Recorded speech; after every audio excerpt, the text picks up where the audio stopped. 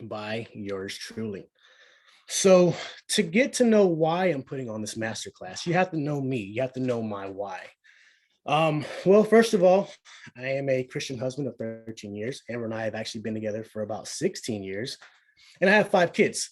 So if you go from top to bottom, the two girls at the top, the twins, they are 5 years old. The girl on the left, she's 9, my oldest girl. Oldest son in the middle is 13. And then the baby right there, all handsome, he just turned 1 in January. So when God said, be fruitful and multiply, like I literally took it to heart. And, we may end up having more, we may not. It really just depends. I mean, even when we just had 4, you know, things happened. We agreed, let's do it. And we did it. So, here we are. But you never know where we're going to go. Now, what I love to do is break generational cycles. And what I mean by that is I like creating a ripple effect. So one small change can have an enormous impact, right? So I'm teaching future generations. I'm teaching my kids. I'm teaching my kids' kids. I'm teaching all of you that are on here. I'm teaching you and hopefully teaching your kids and your kids' kids, right? So everything you learn here today, you can apply and learn and say, okay, this is the change we need to make here, change we need to make there. And, I started this journey because I stopped seeing results myself. I was right there. Some of you were on here because you stopped seeing results and don't know where to go from there. I was right there with you. Um, and I had no answers. So when I had first had this problem, I'd say probably 6 years ago, no one had answers, right? Like on Instagram, you can go to my Instagram and see a lot of educational stuff. You can find educational stuff anywhere, but then that wasn't really available. There was maybe a YouTube here or there, but you were kind of just on your own unless you had a coach who knew what they were doing at the time. And it was far and few between. So I tried it all, right? So the one on the left is my first prep I did. I believe it was about 8 years ago. And the one on the right, I did a year later. So I did 2 successful contest preps. The one on the left, you can see, don't really look as good because that was a bro diet, 12 weeks, just kind of dieted hard. I had actually, so I hired the guy in town who owned Complete Nutrition, but he actually did it for free. So I was, a broke kid about 22, 23 years old. Of course, I'll take it.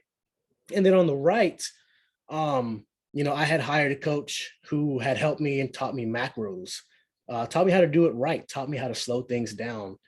And honestly, I mean, he's not here right now in this, but one reason why I love to give back like this is because he took me under his wing for 4 or 5 months during the prep. And, then I had no money either. I was just a guy with ambition. And he allowed me to only pay for 1 month of coaching. Like he took me under his wing and taught me a lot. And one reason why I coach today is because I had clients or potential clients then approach me and say, hey, I saw you do this, you know what you're talking about. Can you coach me? And I actually reached out to him for his blessing because I'm not someone who wanted to be that, oh, I did a couple preps and now I coach people. Like he thought I was ready. That's what he did full time. So he was legit, had his own business. That's how he supported his family. And, again, he's the reason why I'm here. He's the reason I love to give back. So going back, again, I tried it all. After 2 years of contest prep, I was ready for a third year. And it wasn't happening. Like my body wasn't moving. I wasn't dropping weight. My sleep was terrible and nothing was going the way it did. And I was so confused. Again, I had no answers at the time. So I had tried every workout too, but nothing. I went the 5 sets of 20. I did the 5 sets of 5. I did the 4 sets of 12. Like I did 10 exercises per workout, and I did 3 exercises per workout. Again, like over the next 2 or 3 or 4 years, I did everything. And again, nothing. But also back then I had the belief that, hormones didn't matter. Functional health didn't matter. And I had a calories in versus calories out mindset. Now we all learned from one coach. I'm not going to say who this coach is, but there was a coach out there and he's still popular today. But, about 6, 7, 8 years ago, there was one high individual who had a big YouTube presence, big social media presence. And at that time, we all learned from him. And I thought that, hey, calories in versus calories out was all that mattered. So I just went through life accepting that, hey, I couldn't really get lean again. I couldn't really gain muscle mass like I wanted to again. And I thought, oh, I'm just aging, right? So I was first introduced to the importance of hormones from a podcast in January 2020. It was called Elite Physique University. And some of you on here like Martin know, and maybe Lacey know John Gorman and Jason Theobald. Like they put on a podcast together. And the very first episode, I think it was all about testosterone. And I was actually a 5 a.m. workout guy then. So I was listening to it and I'm like, man, like maybe this is what was missing, right? They talked about a few things that I was experiencing. A couple of clients at the time I had were experiencing, but I had no answers for them. I did the best I could. So I got into learning more. And I looked forward to every week when the podcast came out. So move forward a couple of weeks later and let's see. Here we go. A couple months later, March and April happened of 2020. And it had all of us on edge. And specifically, my wife, Amber, she was diagnosed with general anxiety disorder. And this was very new for me. This was very new for us. Like it was something that I had never experienced before. And I can honestly say, in all my life, it was something I've never seen in person. Someone just have this frightening fear of everything going on. But little did I know that what I was learning would eventually merge to where I could help her today. And if for all of you that have had anxiety and like actual anxiety, everything here, restlessness, fatigue, excessive anxiety and worry, like you're always tensed up, so you're sore, right?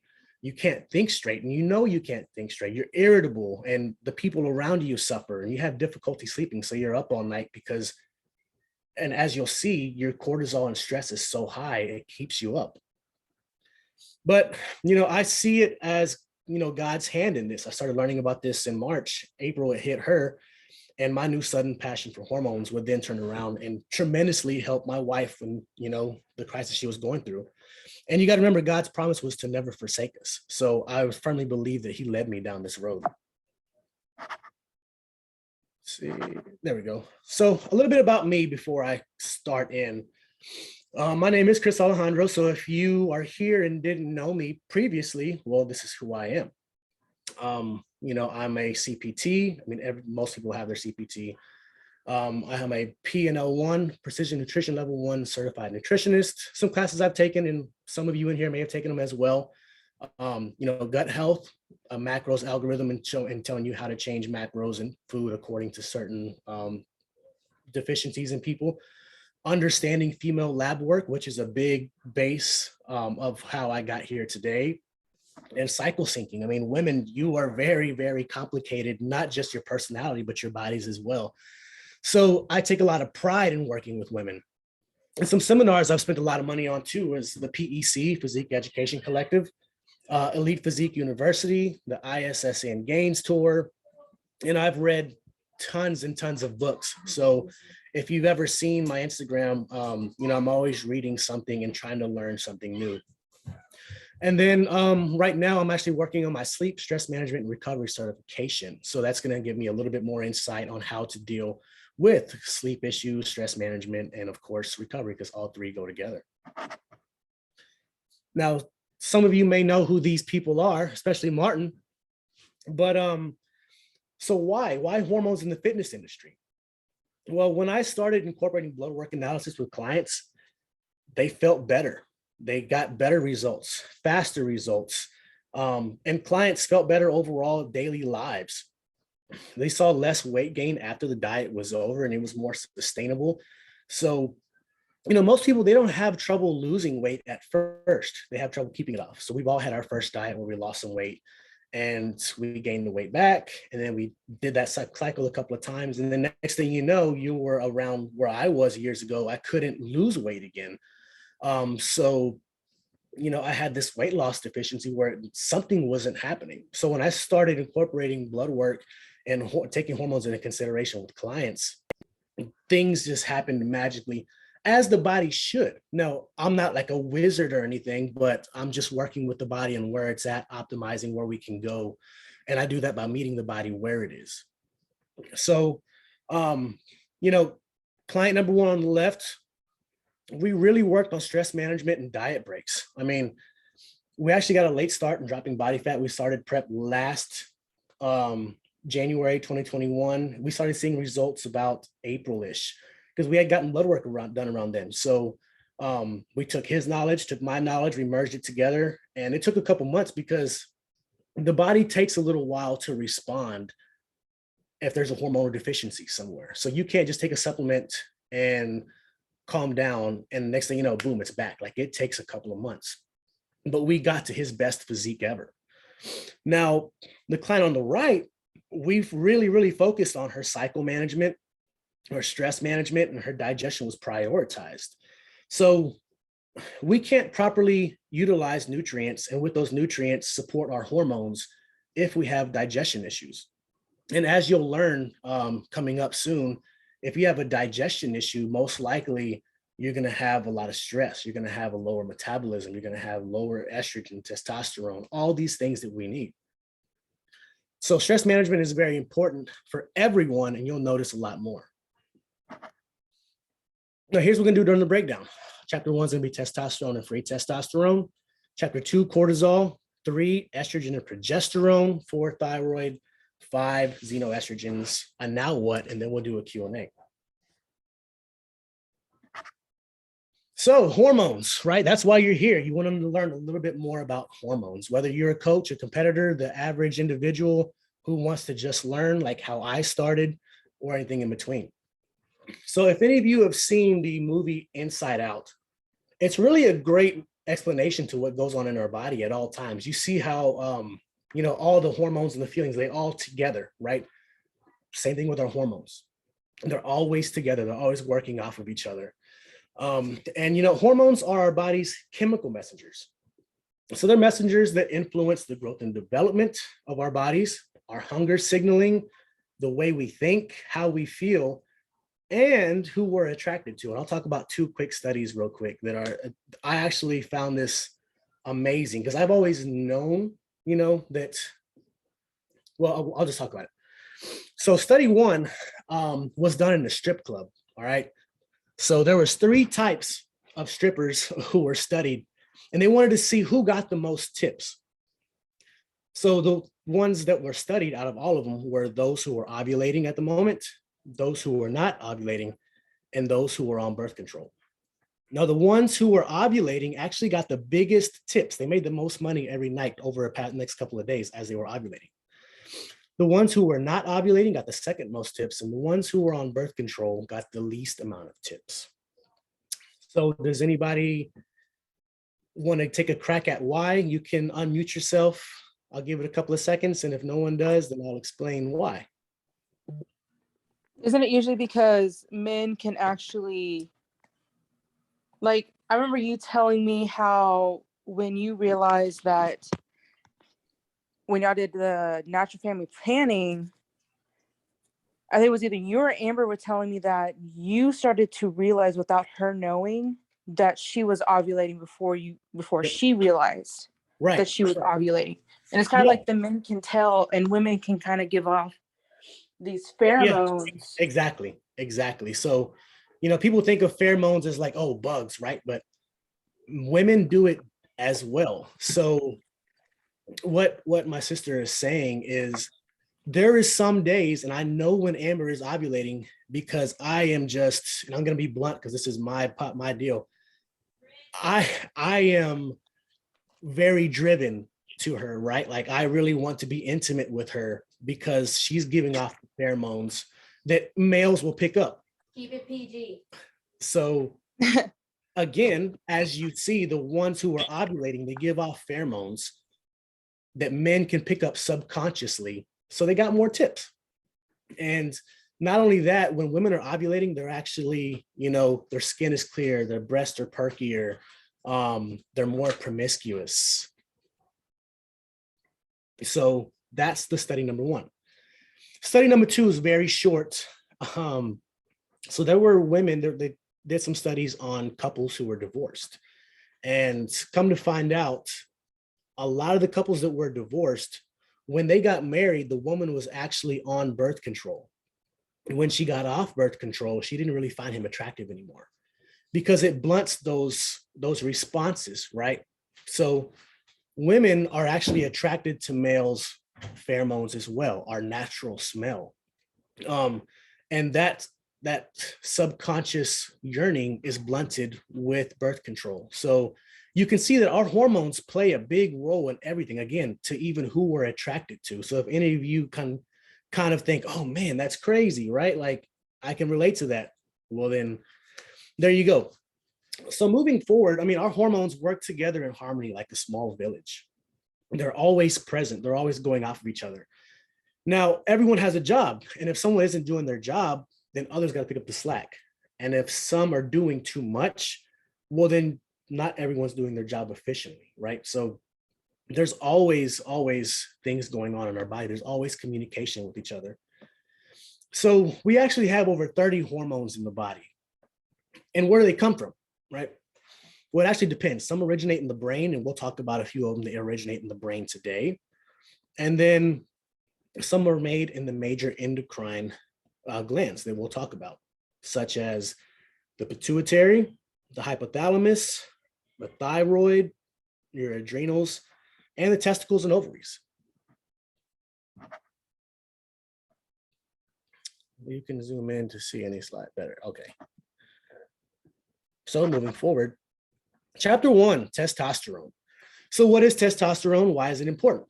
What number should you look for? Some signs of low testosterone, benefits of optimal ranges, and then we'll talk about free testosterone as well. Now, testosterone is the main sex hormone in males, right? So it's what defines us and what makes us masculine. It's what makes us yearn to compete for a female.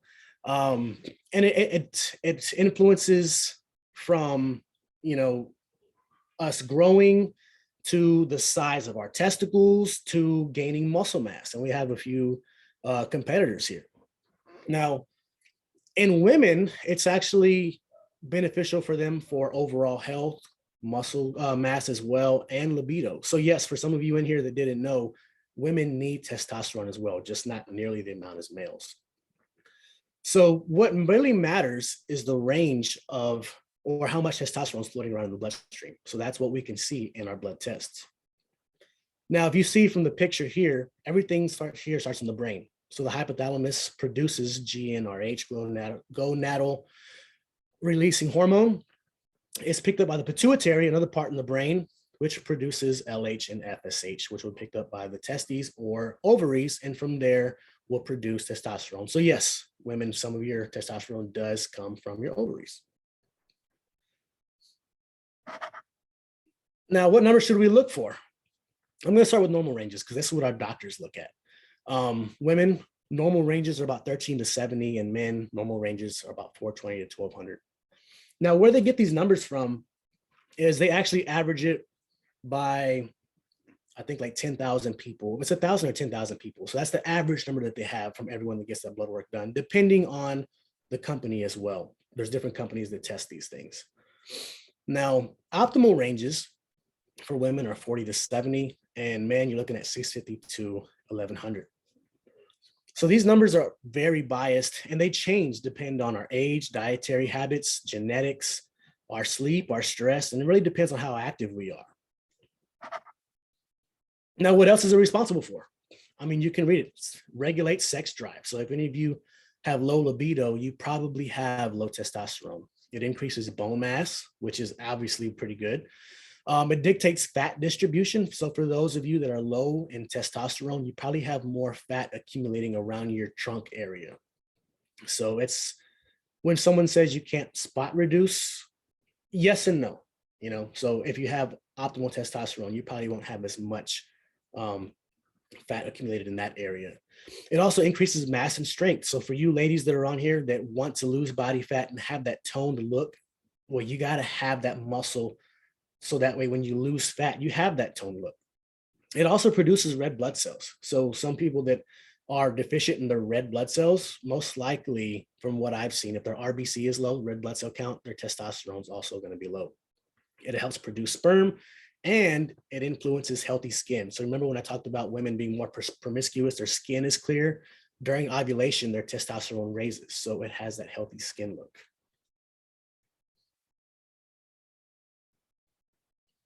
Now, one of the issues that I have, and not just me, other functional coaches, hybrid coaches, is that again, doctor's saying you're within normal, but you don't feel normal, right? You went to the doctor for a reason to get that blood test done, but you don't feel good, right? You may have low libido, you may be tired, but again, doctor says, hey, you're normal, so see you next time, right? What do you know? So yeah, I mean, for those of you in the group, and if you've done that, put in the chat and just say, yeah, that was me. Because I mean, it's all of us, whether it was from testosterone, TSH, cortisol, like whatever it was. If you're one of those who were told you're normal, I mean, I hate to say it, but I was there too. But again, you still felt tired. You had trouble losing weight. You had some mental fogginess, and you couldn't really, think straight like the way you used to. So some of those signs of low testosterone and other indicators are, depression. Like most people that have low testosterone, they have depression and anxiety. Again, low sex drive, erectile dysfunction, irritability. Again, myself, I mean, I had that conversation with my doctor before, my original physician, and he wouldn't do anything. Then I didn't know what to do, but I was just like, dang, doctor, like, are you telling me you've been a doctor for 20 years? You did 18 years of school and you can't help me figure out what's going on. Like there's an issue with that, right? We pay so much money into our healthcare system and we wait an hour just to see the doctor for 10 minutes. And then they just say, oh, well, you're normal.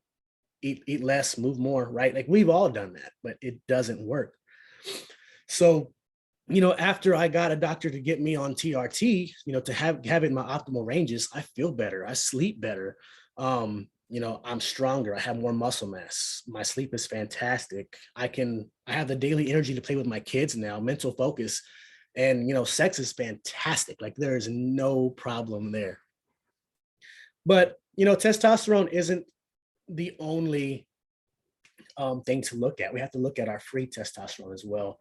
And that's something that doctors don't look at. Like we've all had testosterone looked at, but I doubt anybody here has had free testosterone looked at by their doctor if they didn't have a pre-existing condition already. So what it is it's a free form of testosterone for our body to use. It's useful for our bone, muscle strength, along with cell replication. So remember that red blood cell count, right? It increases that as well. But it's commonly overlooked by our physician because again, they only tend to look at testosterone only, and insurance isn't going to pay to look for free testosterone. If they have their own practice, well, they're not going to pay for that either. So you could be misdiagnosed for muscle atrophy and maybe osteoporosis with low free testosterone when all they had to do was test it and go from there. But, so now the numbers back here to look at. So how do we raise our testosterone?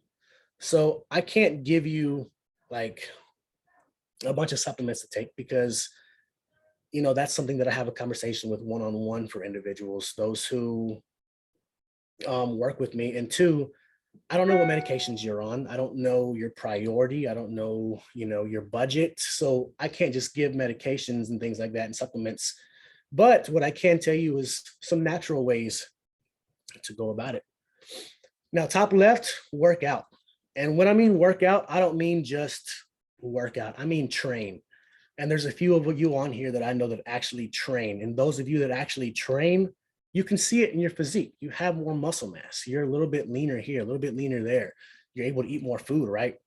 So I don't mean like 5 sets of 20 or with 5-pound dumbbells. I mean like go in and lift, like get your heart rate up, lift some heavier weight according to how strong you are and focus on getting stronger. You can never, ever, ever go wrong if you focus on getting stronger.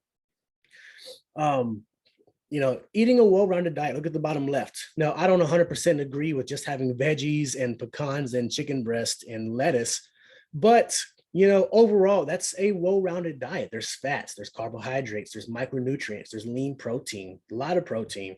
So for those of you that aren't eating enough protein, I recommend you increase it. I have a recommendation for everybody, anybody, any adult at least, to have at least 100 grams of protein, at least. And not only that, micronutrients that we ingest through our food, it helps to stimulate testosterone production as well. So if we have a diet full of trash, and you know what I mean by trash, then you may, I'm not saying you can't, but you may not have the optimal levels that you want. Next, minimize stress. We're going to talk about stress a couple more times here. I mean, come on, guys. Everybody here is stressed for some reason. Some of us, from the kids, from work, from the drive to school, our significant other, whatever it is, when we decrease stress, we allow our testosterone and free testosterone to thrive. Now, we're not really going to go over SHBG and all that, but when we stress, we increase a hormone that can actually lower our cortisol. Our stress because of cortisol. And then that's where this box breathing comes in. Like you can see here, and breathe in for 4 seconds, hold 4 seconds, exhale 4 seconds, and hold for 4 seconds before taking another breath. So essentially, each breath should take about 16 seconds, and just do that 2 or 3 times. It puts your body in what's called a parasympathetic state, which is a rest and digest. So some of you on here who I've spoken to on social media, I've probably told you about this, on how it's an easy way to get your body to relax. And again, rest and digest, right? That's where you want your body most of the time, except for, special occasions, which we'll talk about when we talk about cortisol. So again, just take that time and breathe. Do it before you eat, do it before you go to sleep, and it should help you. And then get some vitamin D, get some sun. We talked about it before we started. Vitamin D is considered a hormone. So vitamin D and cholesterol have a vital role in hormone production. So if we're deficient in any of them, well, then we're going to be deficient in hormones. Chapter 2, one of my favorites, we're going to talk about cortisol. So we'll go over what it is it good and is it bad, some stress management techniques, and what other hormones can cortisol affect. So what is cortisol? Well, it's a hormone that's released by our adrenals. And it's a very important hormone that's actually kept our species alive. So in a nutshell, yes, cortisol is our stress hormone. So you may be thinking, Chris, like, you mean to tell me that stress is good? Well, yes, it definitely can be. So we'll start with, how it's produced. You get the hypothalamus. Again, here we're talking about the hypothalamus and pituitary. We're going to talk about this again, actually. So the hypothalamus sends a message to the pituitary. Pituitary sends a message that's picked up by the kidneys, and the adrenals are actually sitting on top of the kidneys. So the adrenals receive it, and from there, it actually produces not just cortisol, but it produces DHEA. It produces adrenaline. It produces aldosterone. And those are just a couple of the hormones that the adrenals play. So you can see that it's a pretty major endocrine gland. Now, my favorite picture is the caveman running from the saber tooth, because when I have a consult with somebody and we go over cortisol, it's the exact same reference I use. So, it's our fight or flight hormone. So we're either running from the saber-toothed tiger or we're hunting the saber-toothed tiger. Like, we need it to fight for our lives or, run for our lives. Like, it's the same thing we learned in school, but we just never really learned anything in depth about it. But, cortisol also gives us immediate energy so that we can survive. So the way that works is when cortisol and adrenaline are released, we actually increase our blood glucose levels, and that's immediate energy that our body can use. So, if any of you have ever had an instance to where you are, where you needed it, maybe you've been in a car wreck, maybe you've gotten in a fight, and when you're done, you have all this energy, and you're kind of shaking a little bit. Well, that's that blood glucose that's significantly increased, and the adrenaline. So it takes a little bit for it to come down, but again, it's something that's gotten us as a species this far in life. Now, is it good or is it bad? I mean, too much can make you sick, such as Cushing's syndrome. and too little can make you sick, such as Addison syndrome. So there's a fine line where we want it. And, depending on our lives, our stress, the way we eat, sleep, drink, we can put ourselves in those situations. But when our levels are just right, we have energy throughout the day. We have quality sleep. We have good blood pressure. If you see the picture on the right, that this is the way that we respond. You've probably um, had all these at one time. Again, if you've gotten in a wreck or if you've gotten in a fight. But we're going back to talking about Amber and her anxiety. Her cortisol is out the roof. So you see where it says slow digestion. If any of you are constipated much and never really go, well, then that could be why too. Digestion is slow because our body thinks something is wrong, whether it be you're in traffic, whether you're fighting with your significant other, whether you're stressed about making bills or paying the rent or whatever it is. Our mental stress, physical stress, our exercise stress, dieting is a stress. All those are taken into account with our brain. There's something called an allostatic load. So it's a tipping point where, again, our body and our brain always know how much stress we have, no matter what kind. And when we get to that tipping point, that's where you see a lot of issues in our bodies, such as always, being sweaty, anxiety, tense, having high blood pressure, high heart rate, all those things eventually, get to us and get us sick in the end. So some optimal ranges are right here, 10 to 15. And you'll take your blood test in the morning, fasted, and then this is going to be our morning readings. Now, I was talking to Susie before we got on and asked if I do any saliva tests. And if I suspect that it needs to be done, I'll have a saliva test done for cortisol. It's called a 4-point cortisol test. So you'll have 4 small vials. You'll spin it in the morning, around lunchtime, after lunch, before bed. So 4 times throughout the day to kind of see where your cortisol levels are at. And from there, we can kind of see, okay, here's a different approach we should take, or these are some certain supplements we can do, or stress management techniques, all that good stuff.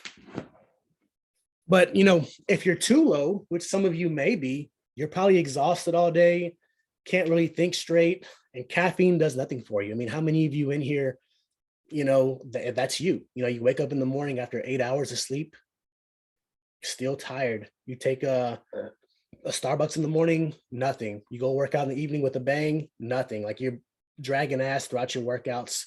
You can't really sleep at night, right? That's an issue. But, if you're too high in cortisol, you may not be able to sleep. You could be sick a lot. You maybe feel anxious all day. So all these things, again, too high and too low, we start to see a negative feedback loop. Now, other hormones that cortisol can affect, testosterone. I mean, like I said earlier, it can actually decrease our testosterone and free testosterone. So because we're stressed so much from everyday life, we start to get low libido, right? We start to have anxiety, depression. It can decrease estrogen and it starts to affect your cycle. So in males, we'll go over it in a little bit, but males need estrogen for heart health, even muscle building. So you start to decline there. And thyroid, it actually can decrease TSH, and you'll see that when we talk about thyroid, how that happens. So you can see that stress management is huge, and my business and how I treat clients to get them to, go to the bathroom more, to relax, to increase testosterone, increase estrogen, increase their thyroid output so that, we can make the changes we want. And that's a part of why when I started learning about hormones, like, whoa, right? So some of this is new to you and you're like, man, I can't keep up. That's how I was too. So, don't worry. I'm trying to make this as in layman's terms as we can. But, how do we get our ranges normal if we're too high or too low? So if it's high, stress management, man, like I cannot preach enough. Stress management is important. Parasympathetic breathing, 4 in, hold, 4 out, hold, and do it again. Reduce your caffeine intake. Caffeine, when we have energy from caffeine, it actually stimulates the adrenals to produce cortisol, and that's where that natural energy comes from. And of course, when we increase cortisol and adrenaline, we get blood glucose high. And when it's always high, then you're talking about metabolic issues, insulin resistance, all that. So you see how like a lot of this goes into play. But you can also go outside and ground. There's such a calming effect, right? When you go outside and you just you think, you go outside, imagining myself by our pecan tree right now, going outside with my feet on the grass, and I sit down and I'm just, you know, relaxing, thanking God for the day. Even though it may be a stressful day, I thank God that, here we go.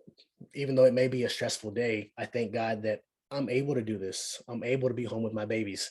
I'm able to, stay home and help my wife. I'm able to homeschool my kids, right? So go forward and think, man, like God's got me, like it could be so much worse. Now, if it's too low, morning walks can actually help you. So getting some vitamin D and getting some sunlight through your retinas can help reset your circadian rhythm. It's one thing I love to do with people who, if they're too sleepy, I'm like, hey, I know you're tired. I know you don't want to get up in the morning, but go outside and take a walk. Like as soon as ass crack of dawn, when that sun comes up, go, right? Now, there's a certain amount of time in the morning and the evening where you can look at the sun and it's orange, and it doesn't hurt your eyes. That's actually good for you. So I'm not saying look at the sun and burn your retinas, but, get some morning light in, get some evening light in, get some sun in your retinas. And then, lean protein sources, vegetables. I mean, we have to be able to support the adrenals with our micronutrients. And there's a lot of people who are deficient in micronutrients. And again, I'm not going to give supplements. That's a separate conversation that we can have. But if you're deficient in certain micronutrients, you won't be able to support your adrenals. Your adrenals won't be able to produce cortisol and get that natural energy you need. Now, I will say that beef liver is excellent. So for those of you who are vegetarian or vegan, I'm sorry. But beef liver is excellent for your cortisol because it's high in B vitamins, and there's B vitamins that actually help stimulate the release of your cortisol and help support the adrenals. So that's something that you can do. I know a couple of you on here, I've talked about that.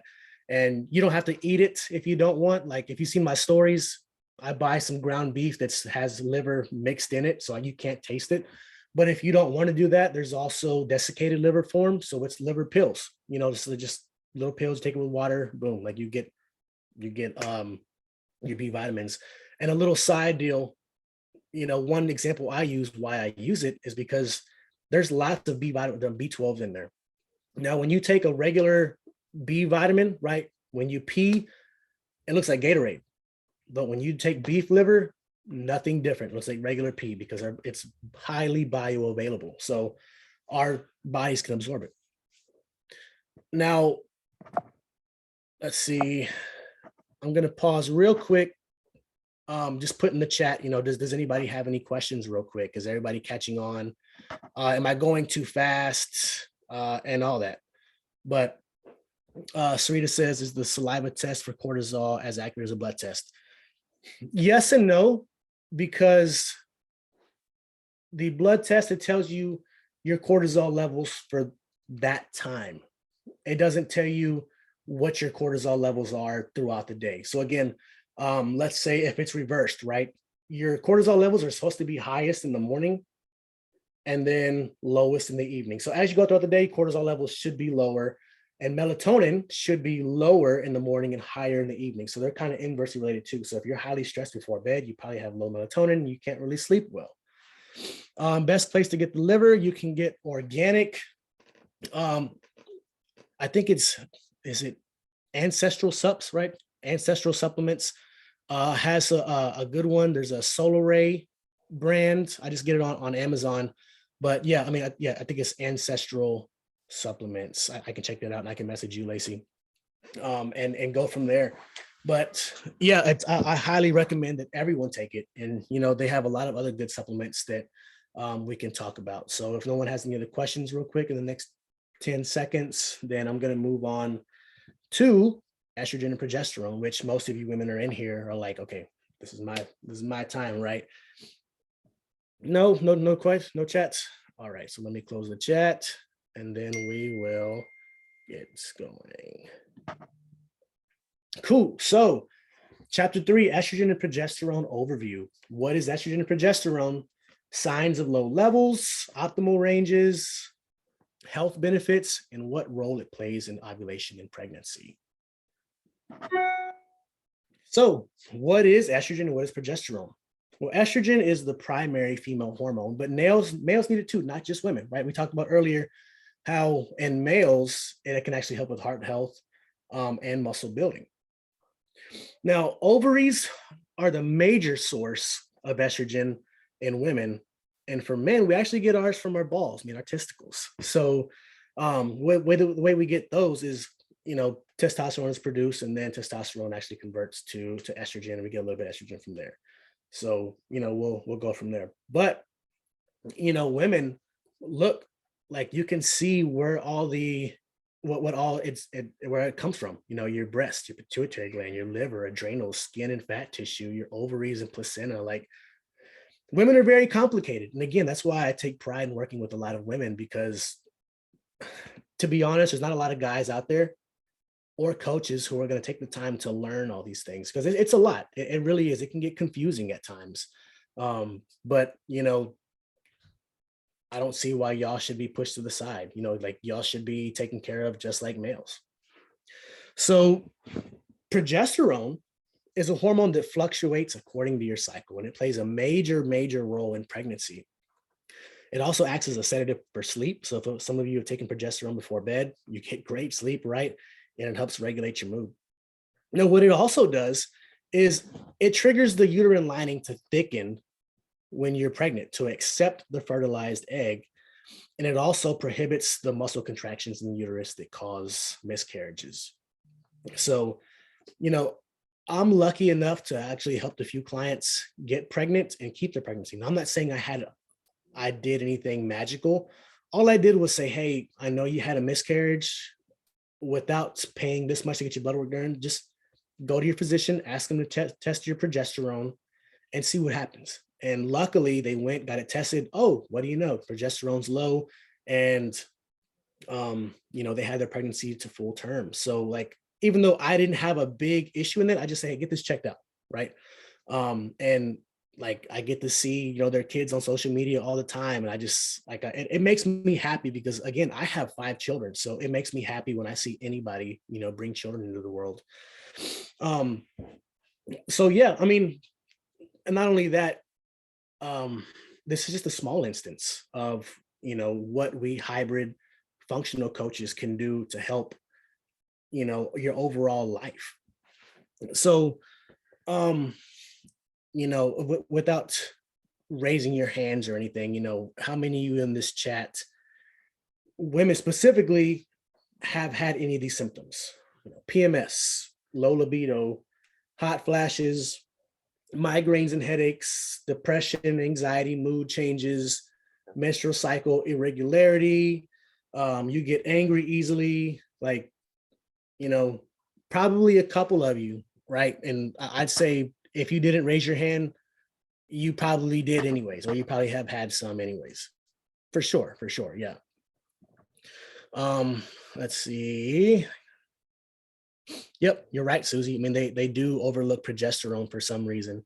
And I really don't know why, but again, I think it's just more of a money issue for getting things taken care of. So let me close the chat and we'll move forward. So for all of you that have had those issues, I'm willing to bet that low progesterone is a factor. But guess what? Going back to the last chapter, cortisol could be a reason why your progesterone is low too. And let me explain why. It's pretty simple. Progesterone and cortisol, they use the exact same pathway to get where they need to do, to get to where they need to go to do what they need to do in the body. But when cortisol is really, really high and you're stressed, it's pretty much blocking that pathway. So progesterone is low. So 9 times out of 10, if I see high cortisol on blood work, I automatically look at progesterone, boom, it's under a 1, right? Now, you can see right here for progesterone, you really want it in the 15 to 30 range. But let's talk about estrogen too. Normal in the luteal phase, you want it about a 44 to 211, and optimal range about a 70 to 250.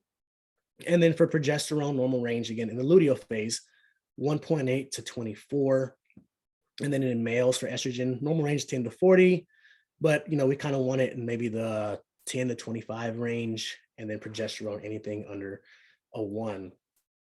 So, I mean, you can see that it's not a big difference, but you have to remember that progesterone actually, aids in the production of testosterone, especially in males.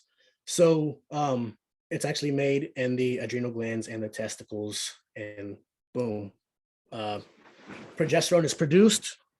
And it also in males influences spermiogenesis, which helps the sperm to be complete. Now, the health benefits of optimal levels of estrogen and progesterone, you're looking at, again, sleep quality.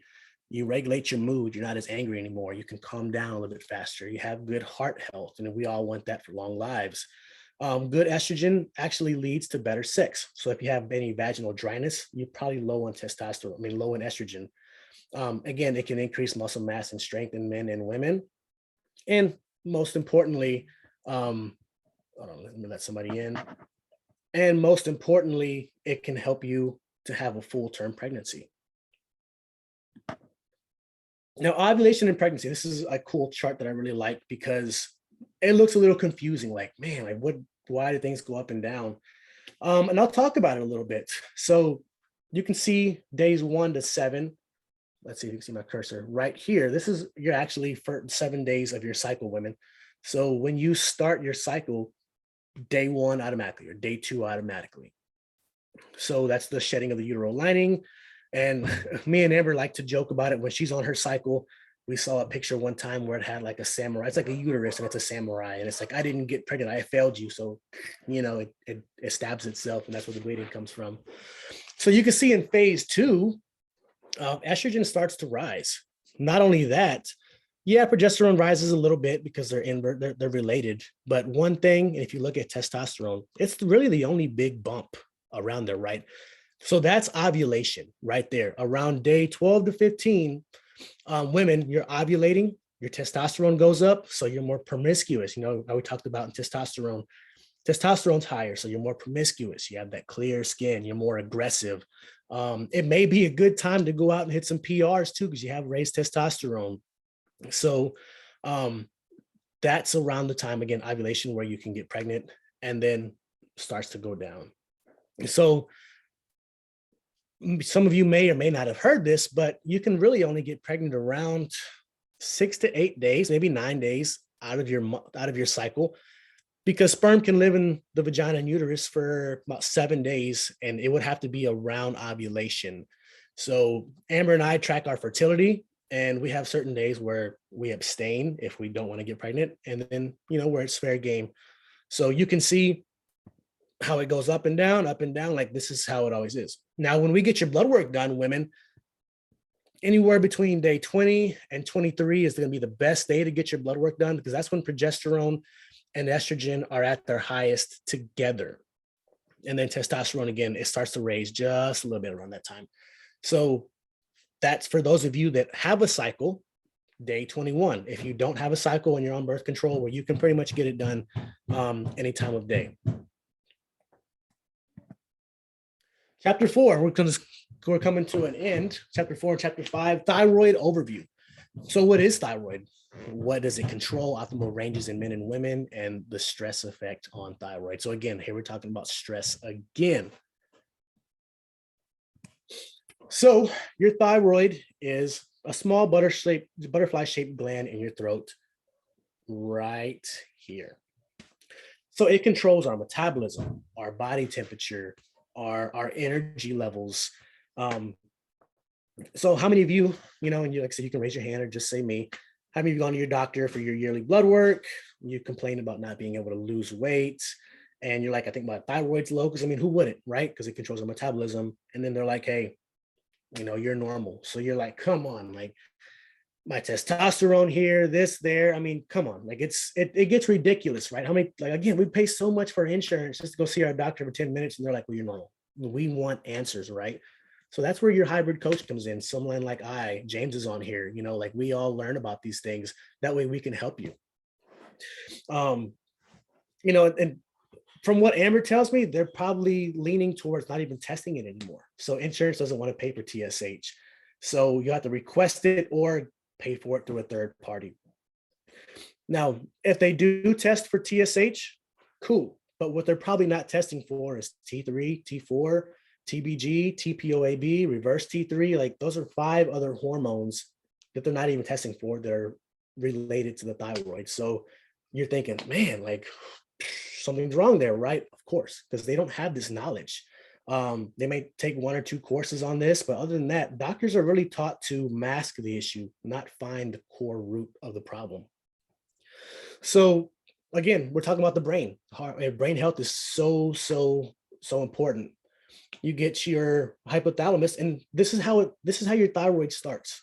It doesn't start in your thyroid; it actually starts in the brain. So your hypothalamus releases TRH, thyroid releasing hormone. It's picked up by the pituitary, right there in the yellow, and it produces thyroid stimulating hormone. And you're like, TSH, right? That's what the doctor tests for. But your doctor's testing a hormone only that's released by your pituitary, not by your thyroid, because your thyroid picks up TSH, and from there it converts to T4, T3, and anything else. We're not going to go over, anything else too much.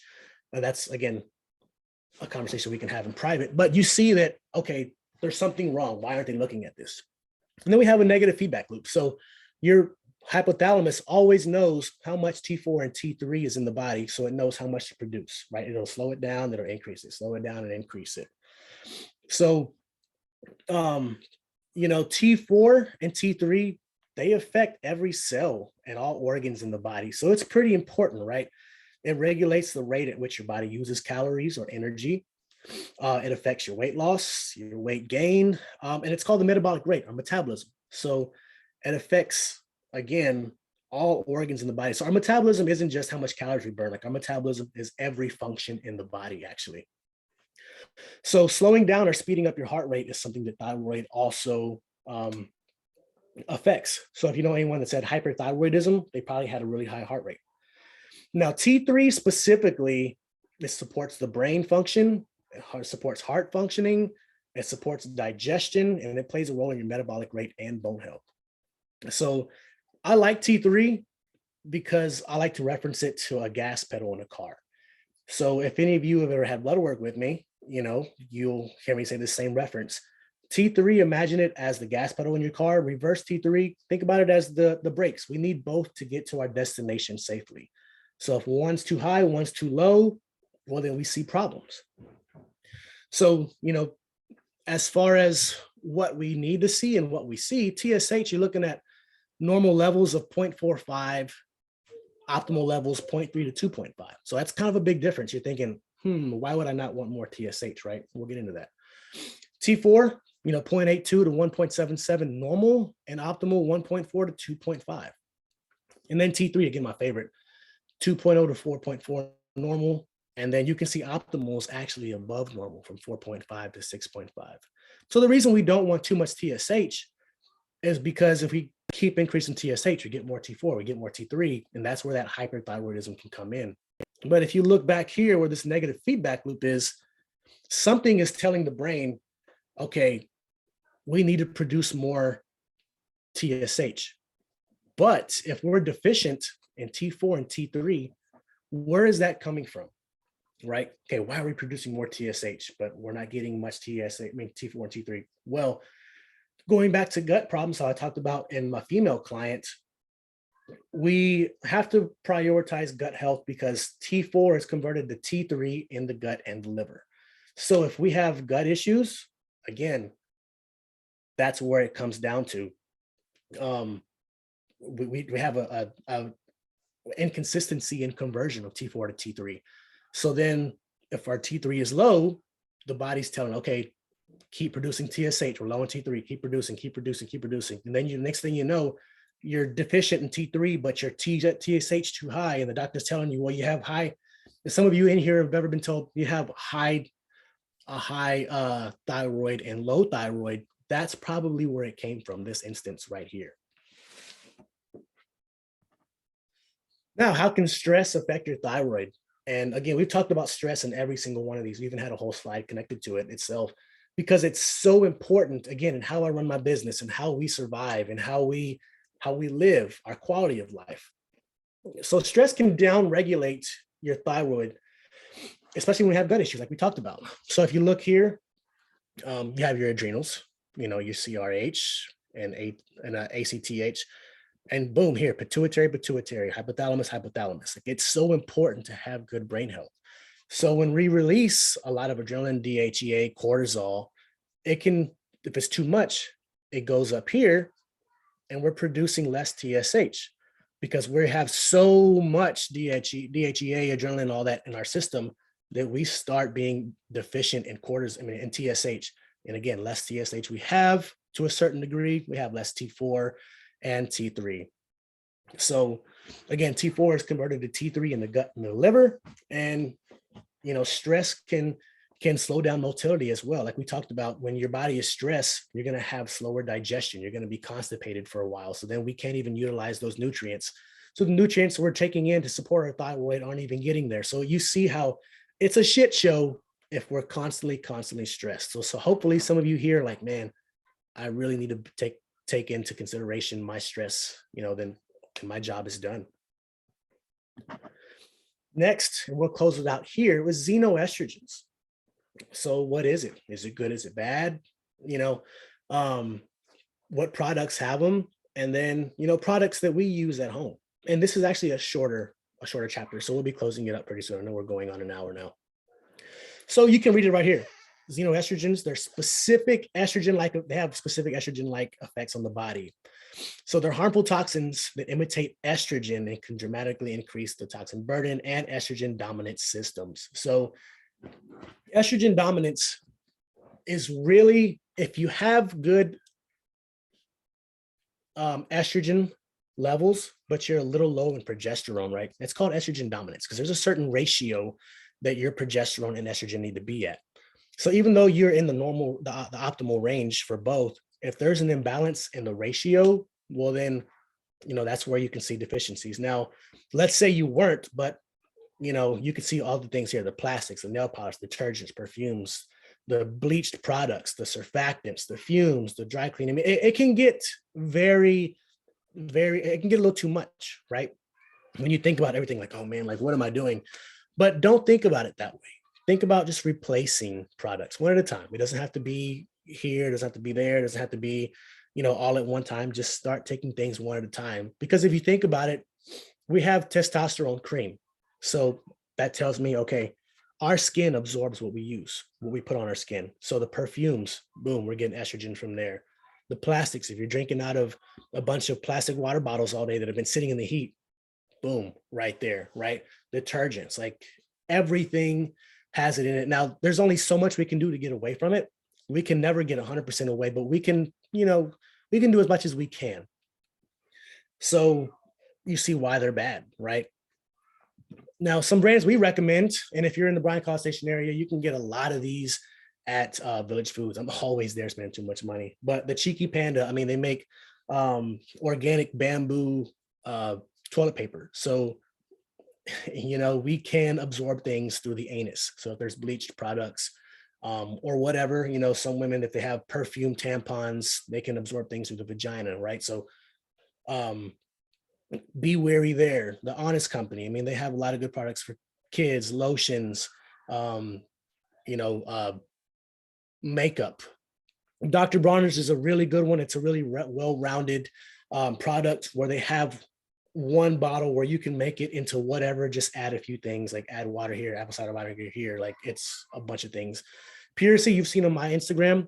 We use it for our lotion, shampoo, hair conditioner, body wash. I know some of you have it on here. I know Lacey, you're using it right now too. And then 7th Generation, we use that for our detergent. So all these are xenoestrogen free. And not only is it going to help you live a healthier life, right? But without trying to scare anybody, it can affect the quality of our sperm, the quality of our egg, the quality of the pregnancy. And then, then you go from there, right? Without going into much.